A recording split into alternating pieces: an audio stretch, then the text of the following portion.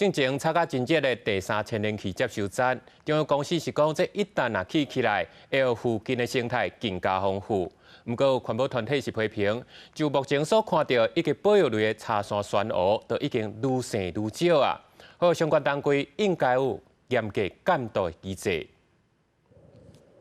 细基手伫浅水区摇啊摇，茶山倒杯酸蚵是台湾特有种酸蚵以及保育类生物。环团即期中油的3级工程破坏海草搭生态，而到透早趁打捞，甲相关单位到大潭水草搭居住会勘。 在22个点位中呢，我们发现到有2个点位是完全消失了。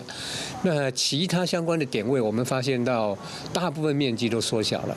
环团批评中油公司一再宣传3级兴建生态更加丰富，不过甲民间团体观察到的以及保育类茶山倒杯空酸蚵面积缩小差真济，也呼吁相关单位应该要建立监督机制。海洋保育署表示，这一年除了委托甲中油无共的团队做调查，嘛透过巡查员实地去调查，发现水草啊种类甲数目24种，族群生长稳定。茶山倒杯酸蚵的生长状况甲面积调查，大部分是80人左右，甲中油调查的差不多。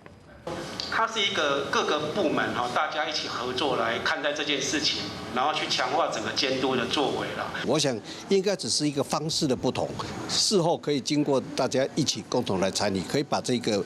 旗舰把它解决掉了。 针对环团的批评，中油回应所有的时间包含生态调查，拢是委托专业的团队来做相关调查，也承诺未来会公告调查时间，欢迎环团参与调查。记者综合报道。